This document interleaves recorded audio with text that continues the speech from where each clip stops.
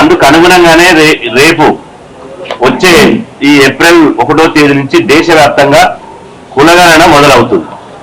దేశంలో కులగణన 2 దఫాలుగా జరుగుతుంది. మొదటిది కుటుంబాల లెక్కింపు జరుగుతుంది, 2 కులాల లెక్కింపు జరుగుతుంది. కాబట్టి కుటుంబాల లెక్కింపు అనేది ఏప్రిల్ 1వ తేదీన జరుగుతుంది.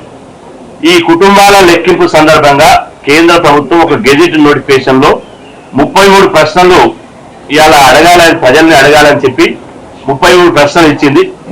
33 కాలంలో ఇవాళ మీరు ఎస్సీ కుటుంబమా ఎస్టీ కుటుంబమా అడిగింది, కానీ మీరు ఓబీసీ కుటుంబం అని అడగలే. కాబట్టి ఈ 33 కాలంలోతో పాటు 34వ కాలంగా ఓబీసీ అనేది చేర్చాలనే ప్రధాన డిమాండ్ తోటి 2 రోజులు ఆందోళన చేశాం. ఆందోళన అనంతరం ఇవాళ ఢిల్లీలో ఇవాళ కేంద్ర మంత్రులను, ఇవాళ 3 మంత్రులను కలిసి చర్చించడం జరిగింది. కేంద్ర మంత్రులకు స్పష్టంగా ఈ దేశంలో ఉన్నటువంటి 70 కోట్ల మంది బీసీల పక్షాన వారికి స్పష్టంగా చెప్పారు, మీరు కులగణన చేస్తున్నారు, 31 తర్వాత మొదటిసారిగా ఈ దేశంలో కులగణన చేస్తున్నారు, మీకు ప్రత్యేకంగా కేంద్ర ప్రభుత్వానికి అభినందనలు.